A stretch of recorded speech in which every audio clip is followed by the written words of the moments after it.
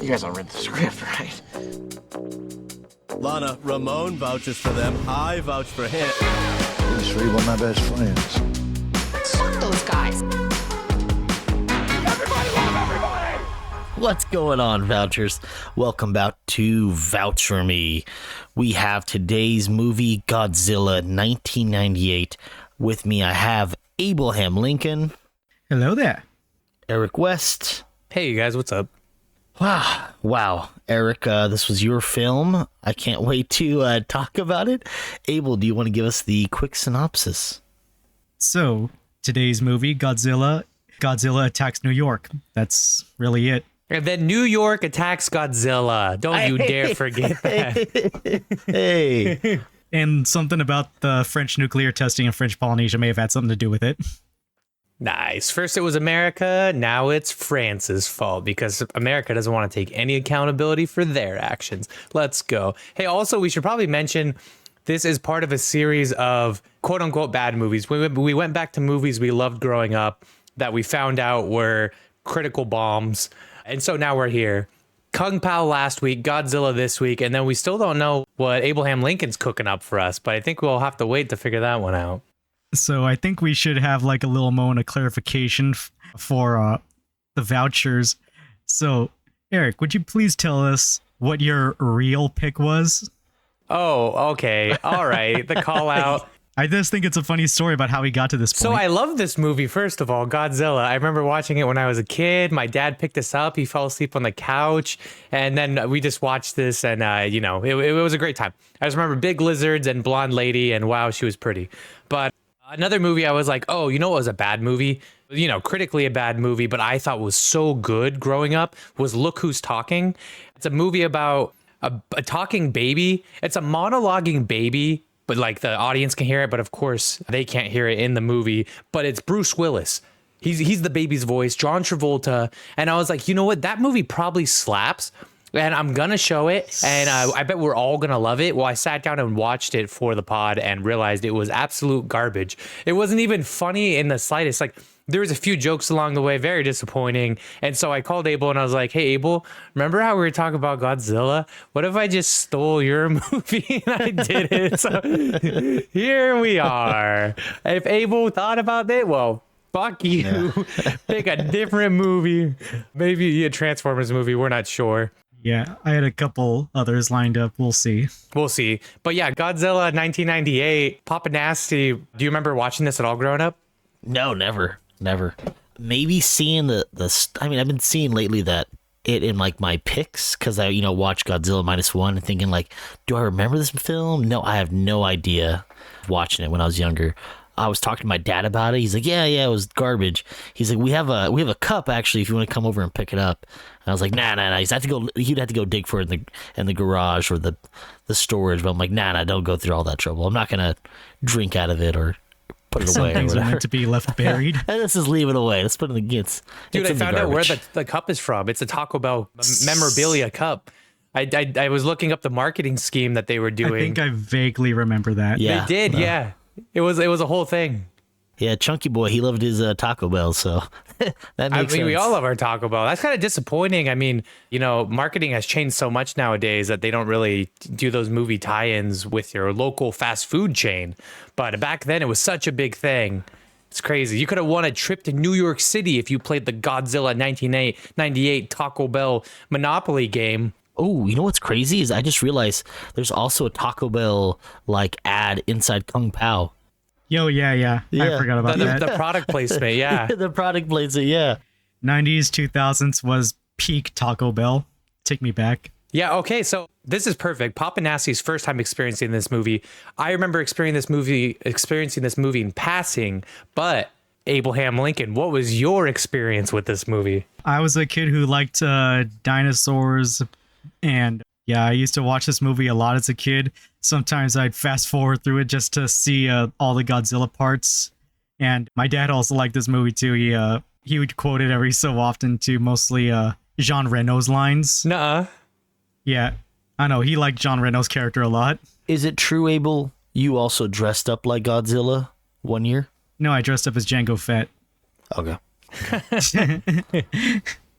No, I used to have a Jango Fett costume after Attack of the Clones came out. That's fucking awesome, dude. That's pretty sick. Oh yeah, but that's cool. Your dad. So kind of that's funny. Your dad did voices. Your dad did quotes. Your dad loved quoting movies. Interesting. No, but yeah, you mentioned you watched this movie a lot growing up.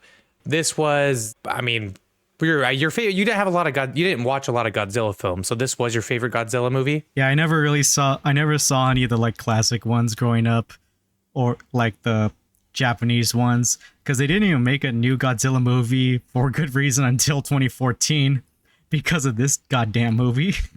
Yeah, this movie killed the Hollywood potential franchise. It killed Western interest in the character. It killed, what is his name? Roland Emmerich's and Dean Devlin's career, which is fucked up. I didn't realize that.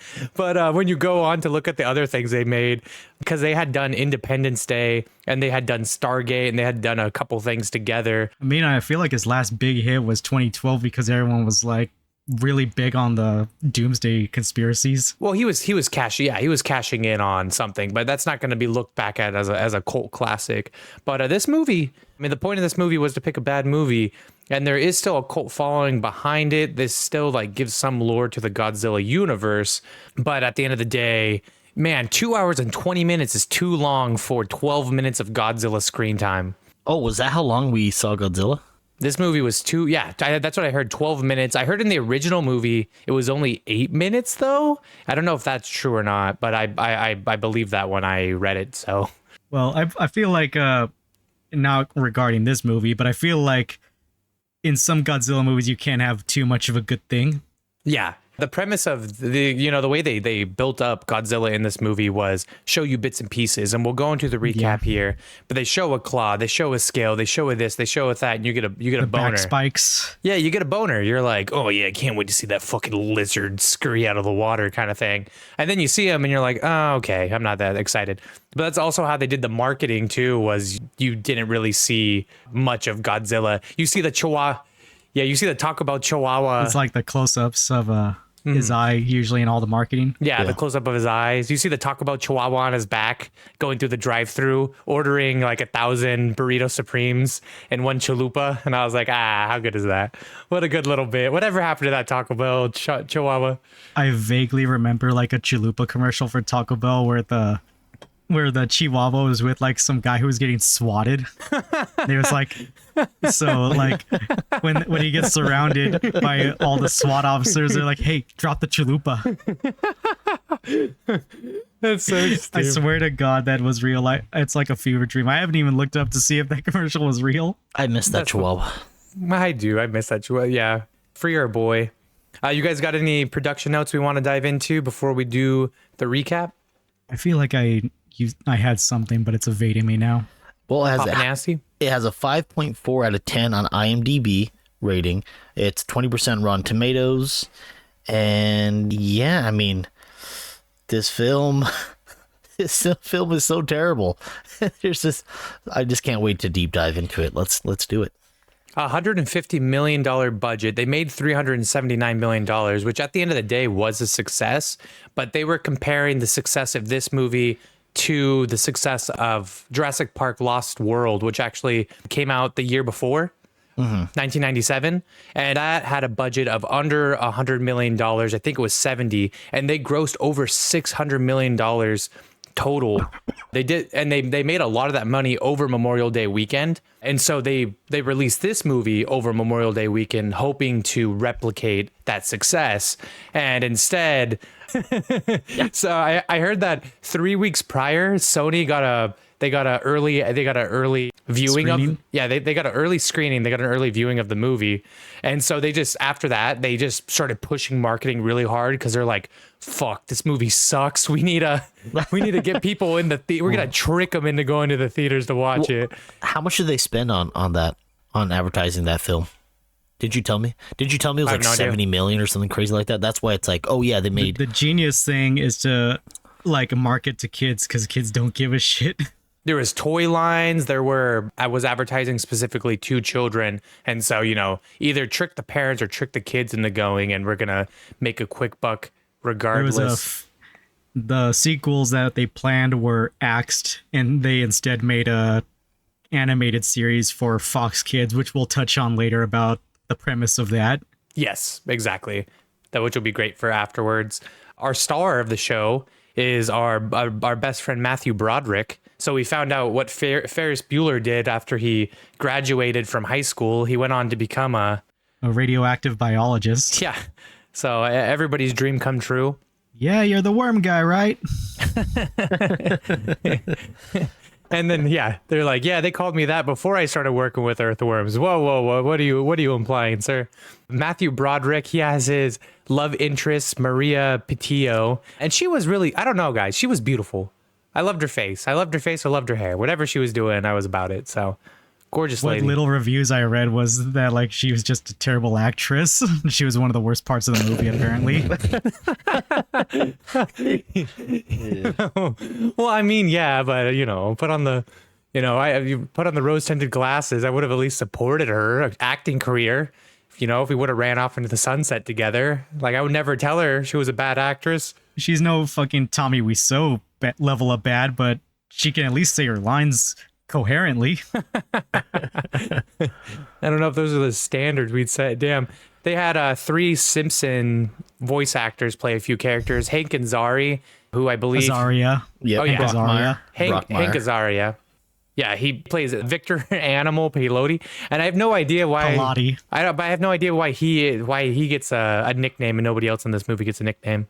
Because he's a real trooper. He is the beast throughout the film. Yeah, he's one of the MVPs of the movie, low-key. Throughout the whole movie, he has a camera on his person, and so he documents the whole thing. And I didn't realize till afterwards, dude, they could have done a found footage Godzilla movie. That could have been like Cloverfield, and it could have been Hank Azaria as the lead.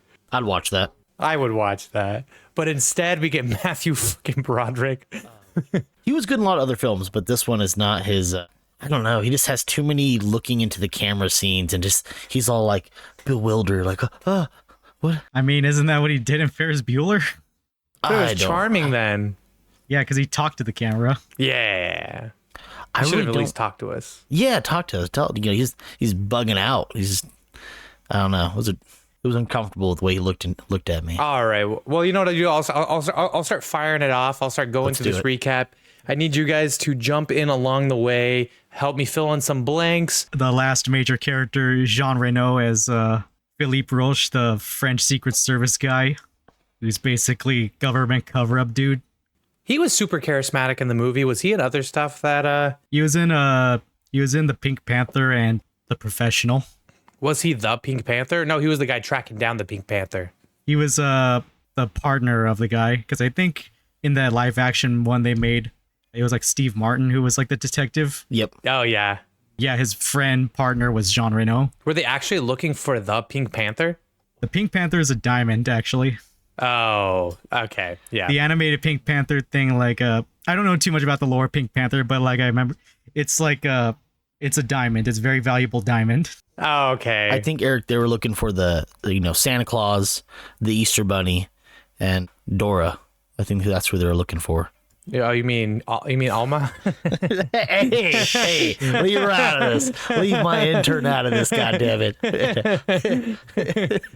But yes. No, I think that's what I do. Okay, I don't want to go off on a fucking tangent here, but as a child, I think that's what disappointed me about the Pink Panther is that had nothing to do with the fucking Panther himself. Whatever. Anyways, we don't talk about this. And it was some old man. I think some of us eventually realize that sometimes about certain cartoons and animated characters.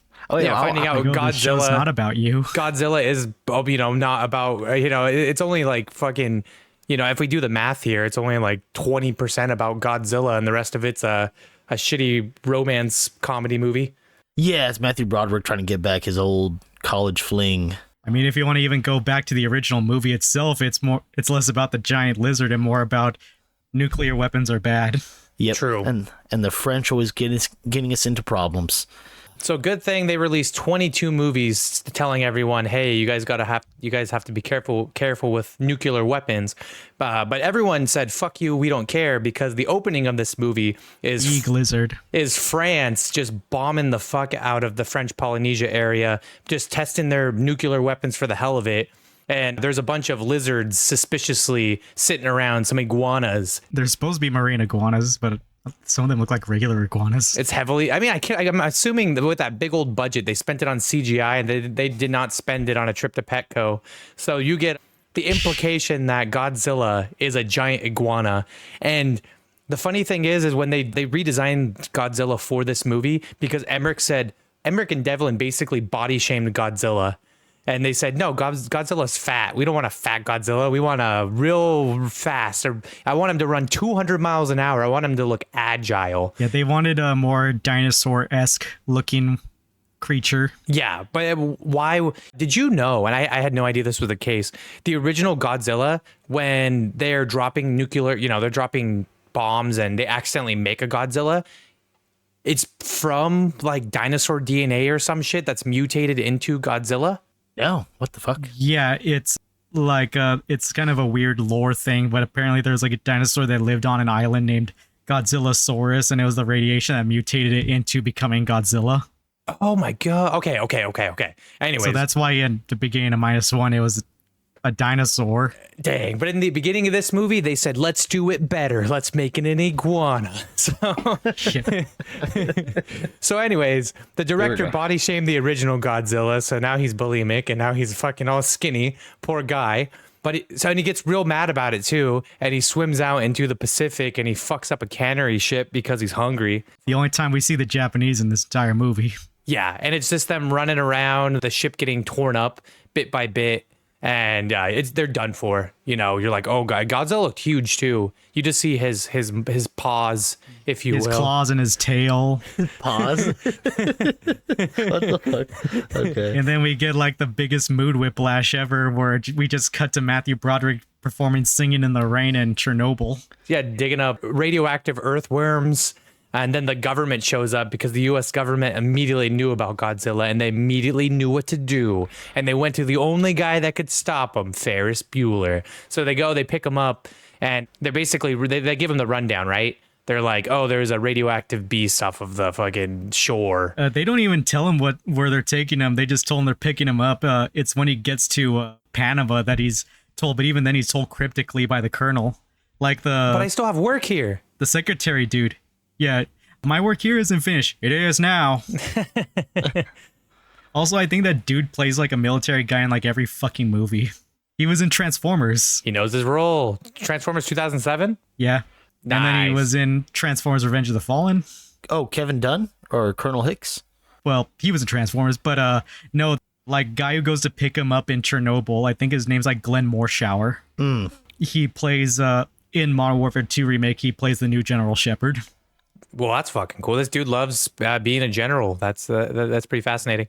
There's a woman with them as well. I think she works for the government, or she's supposed to be a paleontologist. There it she's is. One of their like just like advisors on the situation. I was gonna say she's a fellow scientist, and she's already down bad for Totopoulos, Nick Totopoulos. I told them this is not your field, but they never listened to genius. Yep. And if anything, they could have had good chemistry, but he shot her down. He wasn't vibing with her. He's not about it. No, and you find out later. I heard you like him young. What the fuck? Abel?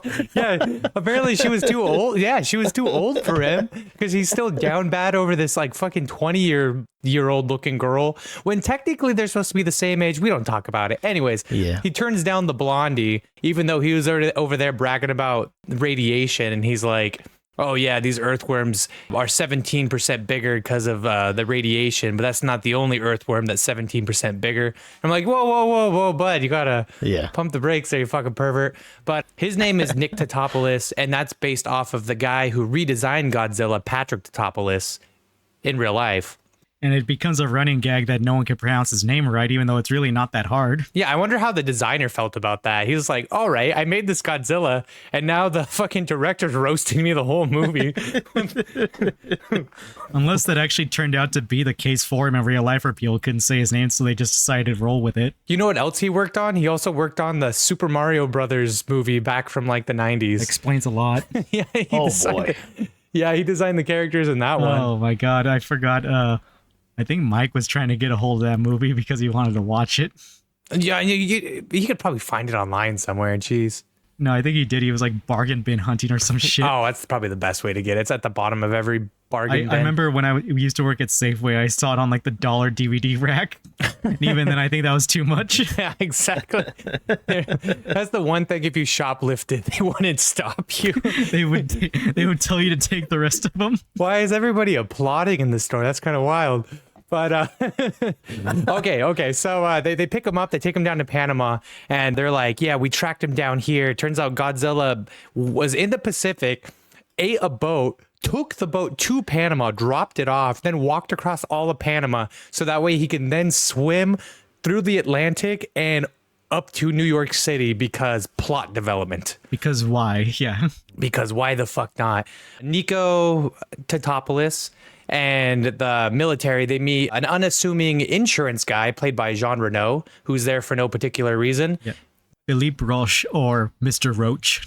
Yeah, but then I think we shortly after that, we actually see him going and talking to survivors, right? Jean Reno? Yep. We actually saw that a little bit before, I think. How does that scene go? So it was after the scene where they pick up Nick in Chernobyl, and then it cuts to them in a hospital in Panama or something like that, and they got like this French guy trying to speak Japanese to a pretty like shaken survivor from the shipwreck, and then Jean Reno manages to get his attention by flicking a lighter in front of him And speaking in And, English. yeah he asks him what he saw, and he just starts like cryptically and ominously saying Gojira over and over again. Dude, I bet you at that time in the theater, everyone like everyone was in awe. They're like, Oh, my dad loves that line. Godzilla. Can't My wait. dad loves that line. Gojira. Godzilla. Yeah. That's so cool. I fucking love that. It's kind of genius that the French Foreign Legion guys basically pose as an insurance company. That way they can like show up to the wreck and act like they're taking damage, like assessments, but reality they're just collecting evidence. Yeah. Genius. They're doing a pretty good job of covering their tracks. And then Colonel Hicks tells them to fuck off. Yeah, it's implied, it's implied at the beginning, but later we do find out, the French are trying to cover up their mess, because this is their mess ultimately. Okay, so we haven't seen Godzilla yet. We've seen his hand, we've seen his paw, we haven't seen his maw. I was just gonna say that. We've seen his paw. We've seen his tail. But then I think we're introduced to this old man that loves to go fishing. It's in the middle of New York City, and he's out there. He goes down to the dock every day, and he tries to go get his big catch. And all the people working the dock, they always make fun of him. Two homeless guys, I think. Well, yeah, homeless guys. I think a couple people work in the docks too. They're just like, you gotta catch one. Maybe. You're gonna catch one today. He's like, yeah, fuck you. And then he goes, he casts his line, and he does. He finally catches a big one, guys. Finally, They're actually egging him on a little bit too. They're like cheering him on. yeah. No, it turns out it's too big. It takes his whole ass fishing rod away from him. And then it destroys the freaking pier, and Yeah. he's like running for his life. You have this 80-year-old man turn around like sprinting.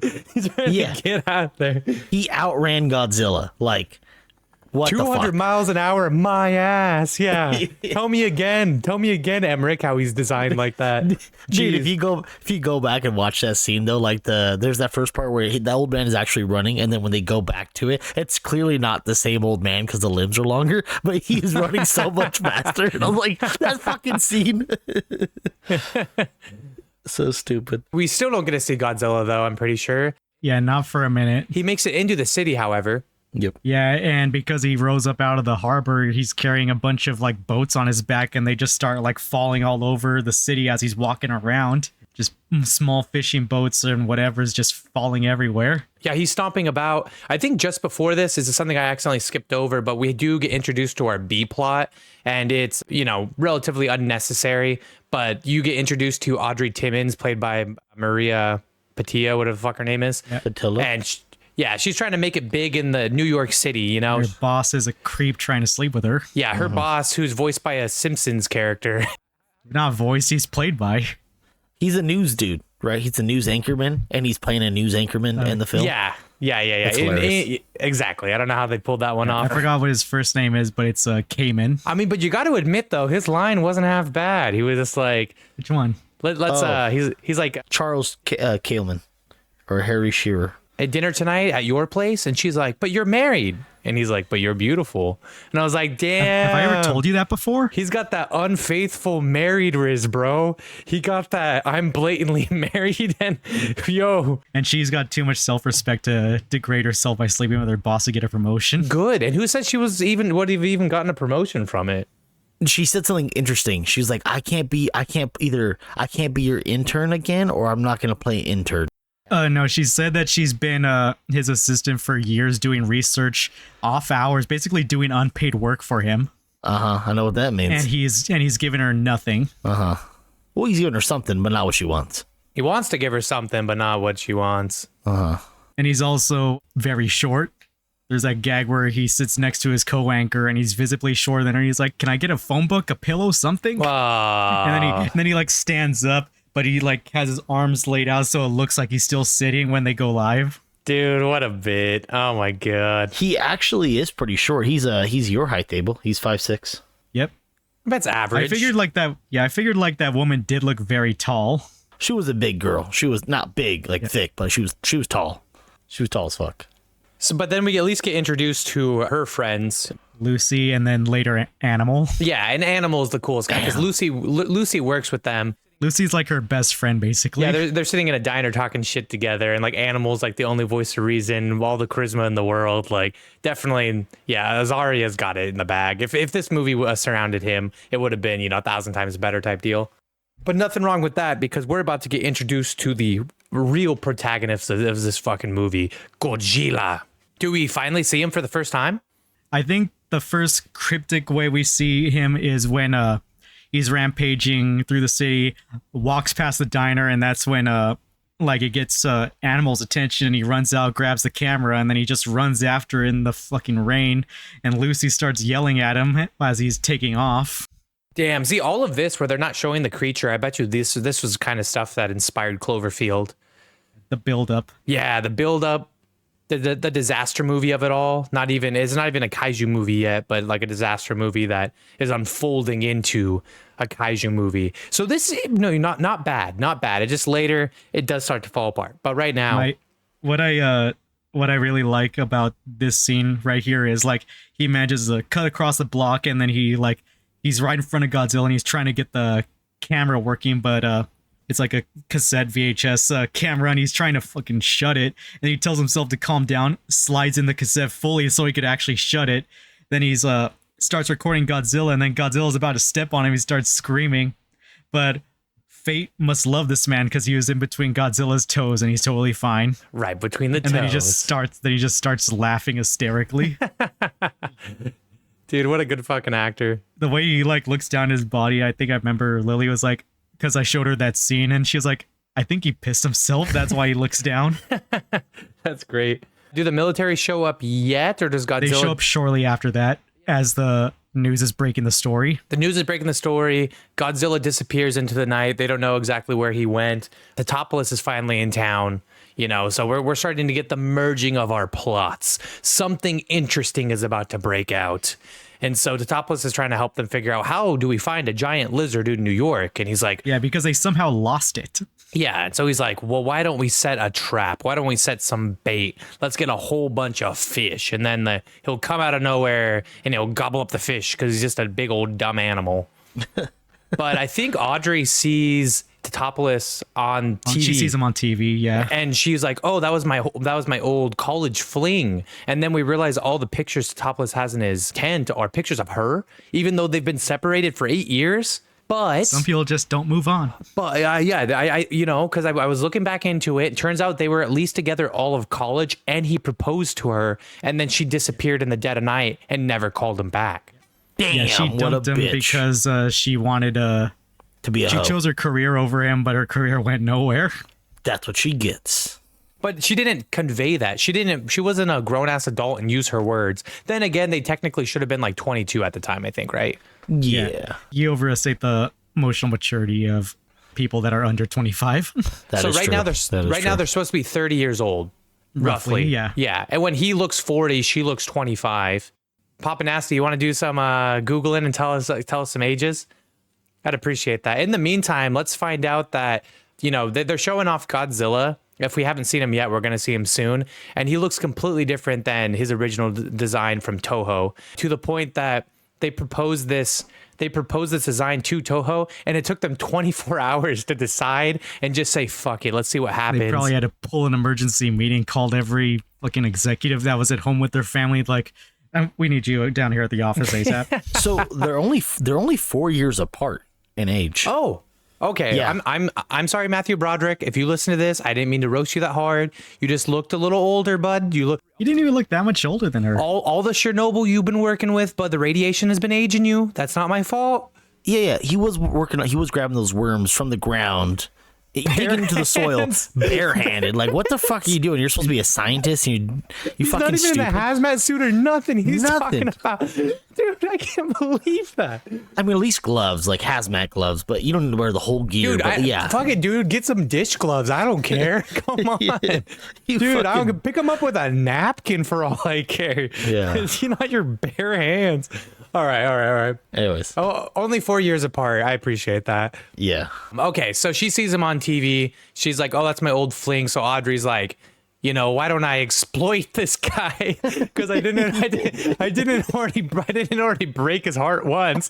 And so she, Let me try and get some inside information with my boss's reporter ID that I stole so I can pose as a reporter. she shows up. She rekindles a relationship, friendship, acquaintanceship at the very least. Situationship, as the kids call them these days. Right, and he's just like, he calls it as he sees it, and he's like, "Hey, you ghosted me 8 years ago. Now you show up on my doorstep asking me for information. You know, now that's not very nice." Because he wouldn't say "fuck you," I can tell you that much. But he'd be like, Yeah, he's too nice. He's a nice guy. "Wow, that's not particularly kind of you." And so he gets a little mad. That does sound like that's not bad. And then That's she not bad. says, "And then what? Is that in the same swoop? Does she steal the tape, or does it take a little while?" No, that was much later. It was after they fed Godzilla, then the military tries to kill him, and then he gets right. away. So she tags along. She tries to do the right thing. She tries to join Tatopolis to, you know, His little investigation and tests. yeah, to get a good story. So at the very least, Audrey, you're not a piece of shit yet. But don't you worry, guys. She still doesn't even apologize in that scene. She just kind of beats around the bush, like, I was young and I was nervous and I wanted to pursue my. It's like, you could have just told him, "Hey, I'm sorry, we can't do I think this." that's And just like a tiny bit later after like the news story airs it, and then he gets fired, and that's when he's supposed to leave. It's like just a tiny bit after this. That's a tiny bit after that. I've noticed a lot of movies, in order to draw out drama, they have to refrain from being emotionally intelligent. Yeah, how are you gonna have plot without conflicts? So let's artificially generate it by having them just not communicate. Yeah, it's like they're 30 years old and they don't know how to say "I'm sorry," and he doesn't know how to be vaguely understanding and slightly less obsessed. So I mean, they're both in the wrong here. I mean, he had a good gig and got fired. That I'd be pretty fucking pissed too. That's true. We're kind of spoiling things a little bit because Hey, he hasn't spoiler. lost lost his job yet. But what he did figure out is, if I get a bunch of fish, we can lure Godzilla out into the open, and his plan works. Godzilla comes from the subways, and because where he was hiding, he starts munching on the fish, and the Tatopolis reaches out and starts making friends with him. Then he takes pictures with a Kodak camera. Makes you feel how old this movie is. A little disposable Kodak. Got the Kodak camera out. Godzilla accidentally swats some communication antenna with his tail, and the military freaks the fuck out. Yeah, because they don't know what the hell's going on. So the colonel just pulls the trigger and he just like tells everyone to fire at will. Open fire! And now this is the part of the movie I like to call when Papa Nasty's old dog Caboose would escape the house and go running around the neighborhood. oh man, Yeah, and then Papa Nasty takes out the Chrysler building by mistake. yeah. Yeah, no neighbor could bring this dog back. So Oh, One of my favorite little things in that scene is how the helicopter pilot reacts to accidentally shooting and destroying the Chrysler building. He's just like, "Oh, damn." That is a negative impact. yeah, and then Godzilla freaks out and just starts running around all crazy up and down the streets, which is very disappointing. And this is where let's take a pause break. And if you're ever wondering why Godzilla is not referred to as Godzilla in this movie. Later on, fans started calling him Godzilla in name only. And then at some point in the 2000s, Toho started calling him Zilla because they took trademarked it. They took the god out of Godzilla. Yeah, that's they trademarked it, so it is literally officially called Zilla. They trademarked it, called him Zilla, then took the IP, put him in a movie, and then got him murdered by the real Final Godzilla. Wars, I think. Yeah, Final Wars, where they said, fuck you, you're going to fight every monster you've ever fought before. But that's the issue is Godzilla isn't supposed to be taken down by the artillery of man. It's supposed to walk through it unfazed and terrorize the people around it. But in this movie, he's scared of it and he's running and he's hiding, and it does affect him at certain points of the movie. And so it's like, how is he, the hubris of America is kind of what people point to. Oh, of course our weapons will take down anything. One thing that always confused me was so the missiles keep missing Godzilla, and then they try to write it off as saying that the heat seekers don't work because he's colder than the buildings around him. But there's no way a creature that fucking big is cold-blooded. It's just that's not how life works. Hey man, you're not wrong. Were dinosaurs cold-blooded, Mr. Dinosaur Expert? No, not in the slightest. They were warm-blooded. They weren't lizards then, right? Some dinosaurs are more closely related to birds, and birds are warm-blooded. There's at some point in evolution when they were evolving from their ancestors, the archosaurs or whatever.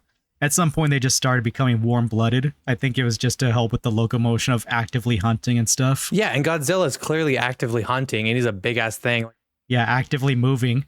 It's rainy and cold. There's no way a cold-blooded creature would be able to move that much in a cold and rainy environment. 200 miles an hour, allegedly. He's supposed to be hauling ass. What is going on? I get an iguana might be cold-blooded, but also there's a big part of fucking Nico Totopoulos goes on this whole monologue about radiation and how it affected the genome. I don't know and what he's the conversion rate is, but they said the helicopters were flying 80 knots per hour, and he was still pulling away from them. So look up, we need to find out fast 80 knots is, and that means Godzilla was faster than that. Don't you dare look it up, because I'll tell you right now. Knots are in statute miles, which is roughly 1.2. And so if it was going 80 knots, that means it has to be going almost 100 miles an hour. 92 miles an hour. 92 miles an hour. So Godzilla was confirmed to at least be running that faster than that. Confirmed, at right? Least. Yeah, if we were doing Screw Attack, if we were doing...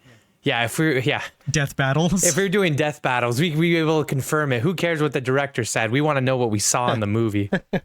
Yeah, so they said the helicopters were flying at 80 knots, and Godzilla was still pulling away. So he had to be significantly faster than that for them to not even remotely catch up. And although he was a bit of a dumb animal, he did pull off a few cool things, right? Doesn't he disappear through a building? Yeah, he went through a building, and I guess at some point just slipped around the back or something, and then comes out from the building behind them and takes them out. Yeah. He's clearly smarter than they let on, or are led to believe. Exactly. I heard initially they wanted to make him more of a chameleon in the script, but they did away with that. Blend in with the surroundings. Yeah, there's no way that would work. Yeah, maybe it would just look dumb or something. Some Silver Surfer vibes. So they said, nah. Godzilla disappears again, but luckily they get a little bit of his DNA. And so old Totopoulos can go on down to his local pharmacy and get the pregnancy test that he knew he didn't need for Audrey because she dumped his ass. But and the mayor also chews out the military, saying you caused more damage than the goddamn thing did. Yeah, exactly. And they blew up the fucking Chrysler building with their incompetence. Yeah, what was up with the mayor? I think you guys knew about that a little better than I did. The mayor is an XP of the famous film critics Roger Ebert and Gene Siskel. Explicitly, their names in the show are Gene and Ebert, Mayor Ebert. Yeah, and they're meant to be, they're meant to be clowns in the movie. They're not super dumb, but at least they're a little incompetent, right? Is the director doing a take that to them by making them look stupid because they roasted his last movie was Independence Day, I think, at the time? Was that what they were roasting? Yep. Independence Day, and then Stargate they also roasted, and then now he only gave them one more thing to roast with this movie, which is just the sad part. If you could look up the review on his review of this movie later, and he was like, "Is that supposed to be me?" I know, just tore this shit apart. So yeah, Totopoulos pregnancy test finds out that Godzilla is pregnant. oh no, how is he pregnant? Well, it turns out every Godzilla is born pregnant.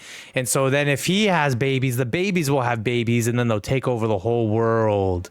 And by about this time, I think Audrey's itching. She's like, man, I'm getting the story, but it's not quick enough. It's not fast enough. I don't have any proof. I need something to take to the press. And so now that old Nico trusts me again, I'm gonna ruin his trust and steal a crucial piece of information. Yeah, she takes the cassette that is blatantly labeled top secret.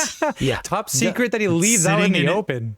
Yeah, sitting in his tent. Like, what the hell, man? Yeah, she steals government property that she wouldn't be able to release it on the news, but she does anyways. Yeah, isn't that a felony? I mean, you're not wrong. Easy. Yeah, the old backstabbing bitch herself got backstabbed because then her boss ended up stealing it from her.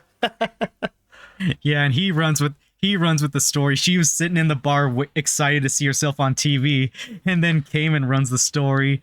And then when he calls him Godzilla, that's when she does like the little gag where she says it's pronounced Gojira, you moron. Yeah.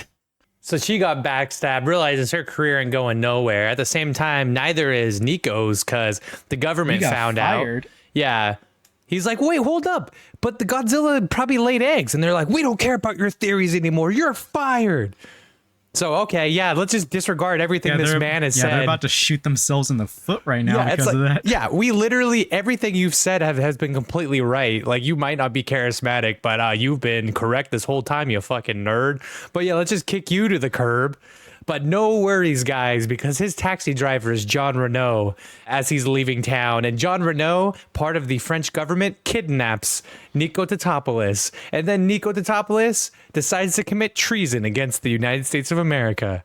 It only took like a short conversation. All because it'll help prove him right and he'll save the day. Yeah. He wants a and double. that's good enough for him. That's good enough. It didn't take a whole lot. He'll save the world. As he's leaving in the taxi, Audrey's popping out and she's like, why are you leaving? Is it because of me? I'm like, yeah, and he's like, is. you ruined my career, bitch. You piece of shit. And what does she say? What career? What does she what does she even have to say? I was trying to fix mine. Yeah, you. She said you never said it was off the record, and because like everything he told her, and he was like, yeah, I shouldn't have to. You were my friend. I trusted you. Yeah, she was a dirty liar. Yeah, he assumed that everything they talked about in that tent would have remained confidential. Not that she would run with it. And steal from him. But anyways, good thing Jean Renault's there to be his best bud now. No worries. Old Roche. Yeah. Yeah, when they're at the warehouse meeting the rest of the French Foreign Legion, he asks them like how they smuggled all those guns in surplus in there, and he's like, "This is America. You can buy anything." Like, so you mean to tell me that you just bought all this shit? He can buy everything but a good cup of coffee. Apparently. Yeah. I think it's commentary on American coffee is just garbage. I mean, we're used to it by now. What do you do? Well, yeah. Back then, they'd have Starbucks back then. Yeah, exactly. Yeah, little tangent, but I was reading up on that like a few months ago. The popularity of Starbucks in the early 10s, late 2000s is what led to coffee snobs popping up across America because American coffee was like very shit and Starbucks was at least decent quality.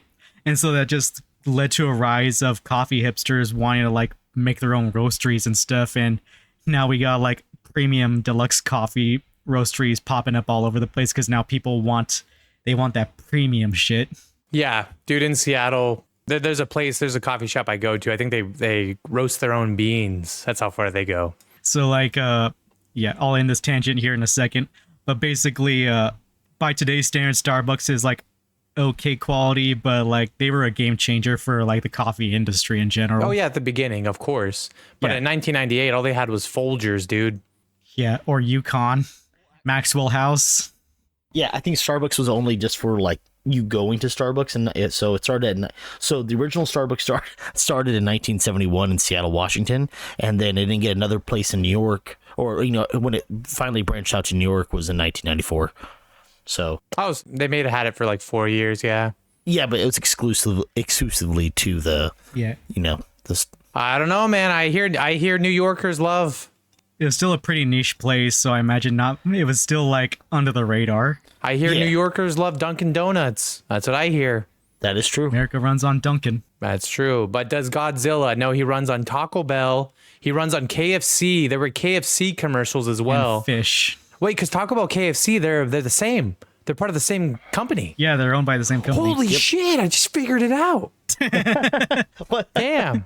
Yeah, it's like what? It's called like Yum or something like that. Something that they were also promoting. This random commercial was promoting 2 chicken thighs, a can of Pepsi. No, 2 chicken legs, a can of Pepsi, some potato salad. No, some mashed potatoes, maybe some coleslaw, maybe a biscuit for $4.99. I was like, God damn, what a steal! Speaking of KFC, you just reminded me of that line in Letterkenny where Shorzy's all like, "Fuck you! Tell your mom to put some money in that bank account she opened for me so I could get some fucking KFC." KFC is expensive, goddamn, and nowadays you can't go through there without spending like $15. But I digress. Godzilla with his Back to things. Yeah. with his big old juicy chicken thighs be running around. He starts laying eggs, but we don't see him yet. Totopoulos goes scouting with the French government, but they start getting tracked down by Audrey and Animal, right? Animal. Yeah, because Animal followed him to the warehouse, said he wanted to talk some sense in him, and then he was like, wait, what the fuck is he getting into? Yep. And so now it's all coming to a head because they go up into the Madison Square Garden, and it turns out Godzilla laid an egg. Turns out he laid 2. Turns out he laid 100 eggs in Madison Square 200 eggs. Garden. And he only projected to lay like a dozen eggs. Yeah, but he's just fucking just like this. I can only imagine what he'd do. Just like how long was he there? A matter of days? Well, would it be she? It wouldn't Probably be he. hours. I don't know. No, I think it's since he's unisex, he can be like a they them. But he just was. Those are some big old eggs too. Yeah. Yeah, they're like, what, fucking 9 feet tall? Yeah, I'm like, okay, and you don't see an orifice on that fucking Godzilla. Where'd they come out of then? Yeah. Wow. Rule 34 saved me on that one. I did some research. Don't you worry, guys. Yeah, they couldn't CGI a vagina. Those fucking weirdos. That's why what? Lighthouse is better, dude. Lighthouse, they gave you an accurate depiction of a mermaid vagina, but we can't see one Godzilla vagina. Fucking A. Actually, reptiles and birds don't lay eggs out of a vagina. They have a cloaca. Cloaca. Yeah, exactly. You think an iguana has a cloaca? Yeah. Wait, here, hold on. Hey, Google, does an iguana have a cloaca? Check out these pictures. Oh, God. Yo, sweet Jesus. Oh, sweet Jesus. Yeah. All right. Abraham Lincoln's right. Never mind. I don't know why I looked that up. But back to the matter at hand. Good thing they found the eggs in time so they won't hatch and destroy the whole city. Right, guys? Right. Right? Right. But then they immediately hatch. And then this is what we call Jurassic Park Lost World ripoff #1. And the craziest thing is they intentionally did not make this movie. They did not make Godzilla to be a man played in a suit. Early on, when they were developing the CGI for the movie, they tried to use mocap. They tried to put a man in a suit to represent Godzilla. They said, this is dumb. We're going full CGI because fuck that. We don't want it to be anything like the original Godzilla. But now we get introduced to Godzilla's babies, all these Godzilla Juniors running around, and it's a bunch of guys in suits. It's a bunch of men in rubber suits. When they're not being CGI'd. Throughout the movie, there was a few good practical effects, but there was an over-reliance on CGI. And although Godzilla is not allowed to eat people, the babies are allowed to eat people. And so those babies just started munching, dude. Meanwhile, the military put out another bait trap to try and catch Godzilla. But this time Godzilla wised up to them and just took off into the night. They followed him with a freaking fleet of choppers and tries to dive into the Hudson River or whatever to get away from them. But this time the Navy was there waiting with some fucking subs because they're like, you're not getting away this time, bitch. And they managed to successfully incapacitate Godzilla. They think they killed him. In the most hilarious scene ever, I just love that when he's in the water, he gets shot by the missiles, he starts floating away, and it's not like a immobile creature. It's like a frozen CGI figure just floating in the sea. And he's just all. Yeah, exactly. But at least he still goes out with a positive KD because he took out a sub on his way out. Yeah, exactly. Yeah, so, but luckily he has a team. His team of mini Godzilla is getting their KD up and just murking pretty much all of the French in Madison Square Garden. Yeah, I liked how they were French, basically Secret Service agents that were just getting murked by children Godzilla. Yeah. That should have been killable. I know it's terrible to say killing. Yeah, for baby some reason, Godzillas. why are like dinosaurs and stuff just immune to bullets in these movies? Yeah, if they were just recently hatched, their skin would have been more softer, would have been, easier to penetrate, but apparently they were fucking bulletproof immediately. So they escape the garden. There's literally 4 people left. The military blow up Madison Square Garden. All of the creatures are dead except for our 4 protagonists, who's John Reno, Animal, fucking Matthew Broderick, Nico Totopoulos, Audrey, and I think that's all 4 of them. And they go running away, and guess who's back, baby? Because Godzilla's not dead. Godzilla found out that you killed his babies, and so he showed up and he's pissed off, and he's honed in on you. And so he's chasing them down. They get into a taxi and drive at maybe 100, 120 miles an hour. He's supposed to run 200 miles an hour, whatever. We don't talk about it. And at some point, he does capture them on a bridge, puts them in his mouth, and it's over for our 4 characters until Matthew Broderick, Totopoulos, saves the day by grabbing an electrical wire, sticking it in Godzilla's mouth, zapping them, and they escape. Can't even imagine how much that hurt. Yeah, I can't imagine how the fuck the taxi suspension survived falling out of the mouth back onto the road and then drives away as if nothing has happened. But once again, they build them tough in America. build them tough. America. Build them tough here in America, you know damn right. Trump 2024. Anyways, Yeah. Beep. Hey. Yes. this is what I get for watching Kill Tony before the podcast. He said it. Papadowski said it would be a good idea. No, I don't know. It's a good idea. So Godzilla gets trapped in like the fucking wires, and then they get him one more time with the missiles. They're like, if it didn't work last time. Just a volley of missiles from a bunch of jets, and this time they managed to kill the big guy. Yeah, they kill Godzilla. New York is happy, but the audience is probably wildly disappointed. I bet you, I can only imagine the audience like, what the fuck? They killed Godzilla? It's kind of played for like tragedy, almost the way like Nick just watches Godzilla's light fade out of its eyes. Yeah, because it's an animal. It's not like a... Yeah, it just wants to survive. Yeah, short of the, birthing a bunch and then them being, probably eating. Probably would have wiped out civilization. Would have eaten everybody in the continental U.S. But yeah. Who cares? That was rude. Fuck you guys. So luckily they kill Godzilla, and then you know what? I thought Nico Totopoulos might end up with that redhead girl at the end of the movie because they had similar scientific backgrounds, but he says, "Nah, I want this hot young piece of ass," even though she's only 4 years younger than him, and decides to get with the blondie. And then she feels so bad because she's been such a jerk to him, so she's like, "Okay, this is gonna work out much better than the last time." I mean, nothing brings people together like shared trauma. Shared trauma, baby. And then Animal, he's excited because he has the story, but it turns out that he lost his tape, and then Jean Reno gives old Nico a phone call, and he's like, I'll be returning. I can't do a fucking French accent. I tried. It was turning into something. It was turning He said he Italian, would- dude. That was so He terrible. said he'll return the tape after he's removed some items from it. Yeah. Any Basically, any French involvement, essentially. Exactly. Everyone is happy. Rejoice, rejoice. Great times. Huzzah. New York City beat Godzilla. Can't believe it. But it's not over, baby, because we zoom in on an egg, and it's a Godzilla egg, and there's one left, and it hatches. Oh no. Roars, and then the screen cuts to black and plays early 90s fucking like hip hop remix of whatever song. Did you know that Godzilla accompanying soundtrack for this movie actually sold it sold an incredible amount. I don't know It was what. pretty fire. Apparently it was fire. Yeah. So when I used to have the VHS of the movie when I was a kid, and before the movie starts, when they're playing like random trailers, like they had a trailer for The Mask of Zorro.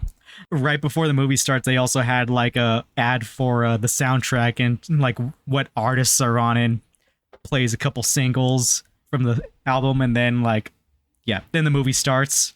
Oh, and they also played an ad for the animated series, which we've now realized at the end of the movie is based off the baby Godzilla. Yeah, because originally they did plan to do a trilogy with this one, but the critical response of this movie was so sideways that Sony backed out. They actually gave them the opportunity to make a sequel, but they weren't able to get the budget they were asking for, which is probably another $150 million. But then now TriStar, who was owned by Sony, was like, you know, maybe we'll give you like fucking 80 million, dude. We're not risking it. So yeah, Emmerich and Devlin backed out and they said, nah, we're not doing this. We're just going to let our career die. Apparently they tried to do a few more things. Maybe I'm giving them too much shit. They're still beloved to some people. And this movie is beloved, but, so they didn't make a sequel, and instead they made on Fox Kids, or was it Fox Kids at the time? I think it was Fox Kids back then. Yep. 1999 to 2000, they had just a couple seasons of Godzilla. And I think you know a little bit more about and this. And it was, I never watched it myself, but from what I gather, it was pretty well received. And it was more lore accurate to Godzilla in general. Like Godzilla in the animated series would use atomic breath, would fight random kaijus and shit. And like the more out-of-pocket Godzilla movies, there were aliens that came to Earth with other kaiju or made other kaiju. And then they bring back the original Godzilla and remake him as Cyber Godzilla for some reason. Fuck it, that's cool. I'm glad they played around with it. Why the hell not?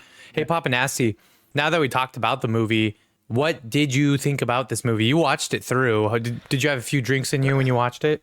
Like a few, not really too much. I watched it more on the sober side. It was garbage. Oh my God, Eric, you subject us. You didn't even remotely enjoy it? No, not one bit. It was terrible. Would you compare it to anything? I would compare it to doing anal for the first time. It was. Oh, I thought we weren't going to talk about that on the pod, but yeah, at some point we're gonna bring it out. Let's go. No, I've never done anal. So you're saying it was pretty shitty? It was pretty shitty. Yeah. Damn. Look at you go. Look at him go. Yeah, good job. It was pretty rough, but there it is. Yeah, it was There rough. It was shitty. It was rough. It was you shitty. cried the whole time. You didn't enjoy yourself. You didn't want to think about it afterwards. Okay. No, I do not vouch for this. I kill this movie. Yeah. Hey, we're not even there yet. We still got plenty of we had plenty of production stuff to talk about. We're just sharing our thoughts after watching it. Yeah, and then you can lean into the whole roast. Yeah, that better be a better roast because that was a half-ass roast. So. No, not yet. Okay. I'm being gentle right now. Here. A few production notes because now that we've gotten afterwards, it's like, what could this movie have been? It turns out in the 90s, Sony had been fighting for, apparently one of the producers, Robert Fried, he had been fighting for Toho to give them the rights to a Hollywood Godzilla movie. And in 92, they finally got it, and they actually picked a director for it, and they started putting it to work. And it was that name I was trying to figure out how to say earlier, Abel. Jean, whatever. Jan Dubont or something like that? Yeah, Jean Dubont. He was actually announced as the director. Not only that, but he started development for the movie. They were planning to use practical effects and stop motion animation. They designed a Godzilla that looked really good, and they had a creature for Godzilla to fight in New York City, and it looked like this chimera looking creature. And they were getting it all developed. They were starting to get everything ready, but then TriStar wouldn't give them the budget for it. They want to give them $120 million they were asking for, which is insane because that was in 94. And 4 years later, they gave Emmerich like 30, 40, $50 million more to make his movie, which bombed. But I can only imagine what practical effects and stop motion animation could have looked like in the 90s. In the 90s, it would have done good. I'm not thinking like Clash of the Titans or anything when it really was, a little bad. But I don't know. I think there was a pretty big opportunity for that. I don't know. Do you guys have anything else? Do you guys any wild facts or thoughts about the movie before we dive into the vouching? I think we forgot to mention that the director of -1 said that he found this movie to be an entertaining creature feature, more or less. Like, he didn't actively hate it. See, there's a credential right there before we talk about how we feel about the movie. He said it was fine, guys. And although this is one of those movies where I'm going to show my kids maybe In the morning, I'll wake them up early, 8 a.m. on a Saturday. They'd be like, Dad, fuck you. I don't want to be up this early. And I'm like, yeah, but I'm making pancakes. And they'd be like, okay.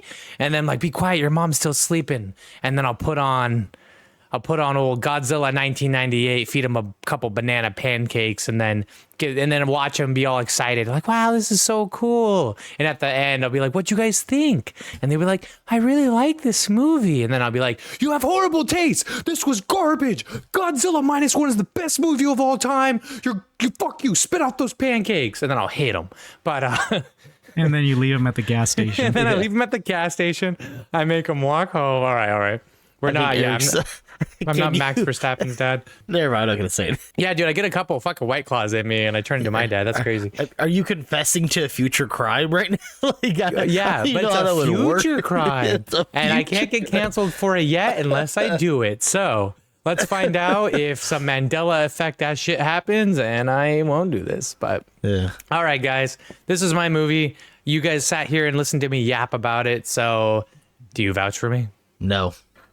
I mean, like, I'm a little biased because it's got that nostalgia factor in me. But like, as a child, I like it. As a film critic, I would say, yeah. Yeah. I wouldn't vouch for anyone who says this was a good movie. There we go. I respect that. There it is. Papa Nasty, you got any more details on your lack of vouch? I mean, we talked about I'd probably, kill the film. And when I first watched this film, I remember thinking, are me and Eric, even friends? Does he understand me? Should I even keep doing this podcast? It really, watching this film, it really did make me question our friendship. But then I realized, Eric is Eric, and we just got to accept him who he is, what he's been given. And yeah, this film had a toll on me. I don't know what to tell you. Okay, so if that's where you're putting it, kill, watch, marry, you would kill it. Where do you put it, Abel? I'm dropping it off in the desert after I kill it, just for good measures. I'm double tapping it. Lungs full of oil and 2 gunshot wounds to the back of the head. Damn. That's where you're calling it too? You want to kill it too there, Abel? I'll put it at watch because, like I said, I'm biased. There we go. Like, if I'm ever bored, I'll, like, put it on or just feeling nostalgic. But, like, if I want to, like, actively, like, watch a good movie, I'd rather watch 2014 -1 or Shin Godzilla. Yeah, I'd probably put this at I picked the movie and I'd probably kill this movie. If this movie did not exist in time and we got a different Godzilla, I think, could have come out better. But, it's like you said, it's something you can still put on. There is some nostalgia behind it. But at the end, it's cool. If you want to do a series of, here are some big moments in Godzilla history, this is on the list. It's like, whoa, this is the first time it was ever in Hollywood. It isn't, worth bragging about, but... And this is why, like, they didn't have another one for 14 years or 16 years. 2014, right? Yeah. Yep. Yeah. All right, then. Hey, Abel, what movie's better? Godzilla 1998 or Kung Pao Enter the Fist? I'd rather take 98. Oh, come on. That's fucked up. I would say Kung Pao. I'd say Kung Pao right now. Okay. I'd say that's what I would say. Even though I killed that movie last time, I'd resurrect that movie to kill this one. Yeah. Thank you. I think I said I'd watch that last one. This one I would definitely kill. But yeah, no, regardless, I mean, this was fun. Abel, do you have any ideas of what you might pick for your round? Yeah. If I cannot think of anything else, I might just do Revenge of the Fallen. Okay. It would work out because it, technically a bad movie, and then it still fulfills, we did Transformers and it's still action packed. It'd still be a fun popcorn flick, right? Yeah. Yeah, I might do that one, or I might do either Age of Extinction or The Last Night. Ooh. Oh, those are both critical bombs. Oh, they're bad. The Last Night one was really hard for me to get through, even as a Transformers fan. Damn, is this But slow? I also want to do Age of Extinction just because I want to talk about that scene in Age of Extinction where Mark Wahlberg's daughter's boyfriend has a fucking laminated copy of the Romeo and Juliet law to justify why he's dating a fucking 17-year-old girl. Jesus Christ. Do you remember Jesus that? Christ. No, I've never seen it. But holy shit. Wow. Laminated copy. in his pocket. He keeps it on him when her dad was getting all defensive about her dating this guy. Not to the dad. Oh my god, dude. The dad had every right to beat the shit out of him right there. Wait, how old is the boyfriend? I think he was like 21, 22 or something, but the Romeo and Juliet laws like more or less only apply if the relationship started prior to him being an adult or something. There's no, okay, if we do the math here, this is wrong. Oh my god. If we do the math on here, this is wrong. Yeah, I mean, it'd be fascinating to talk about that movie just for that. I mean, Abel, I could see this the light pop up on Abel's screen. I'm gonna verify this real quick. No, we have to. If you pick that movie, you have to save it for the movie because that sounds like a fun topic of conversation. Oh yeah, now I'm just looking up to see like just to satisfy my curiosity right now. But after Abel's, we're gonna be done with the bad movies. So the guy's 20 and the daughter's 17, so he's only 3 years older than her. So that means he would have like met her in like while he was in high school as well, and she would have been a freshman or some shit. But at one point, he would have been 18 and all right, whatever. Romeo and Juliet. Yeah. Anyways, let's just say this movie was a critical bomb for a reason, not just because they did a bad Optimus Prime impression, but because they did a bad impression of understanding the law in general. That's insane. Somebody went home and they're like, I need to do that. I need a laminated copy, put it in my back pocket. Who knows when I'll need it? It's like, God damn. All right. I haven't seen Age of Extinction, so yeah, I'm kind of glad now. I kind of was always wondering about it, but no, thank God. Okay, I looked it up and it was like, it's basically meant to be a gag and not something to be read into. Like, is the director trying to justify like something? I don't know, man. We might have figured something out. Those fucking directors are kind of wild. Michael Bay likes his edgy sex comedy. Yeah, he really does, doesn't he? But Papa Nasty, I feel like we talked ourselves out. If you want to give us the farewell treatment. Yes. Alrighty. Well, thank you, Vouchers. Please like and subscribe. Thank you so much for listening to us. Do you vouch for us? What did you guys think of the film? Funniest comments will get a shout out on the next video. And that'll be it, gentlemen. Let's call it a night. Have a good night, guys. That's all, folks. We'll see you soon. Don't do Love drugs. you guys. No Bye. drugs. Bye.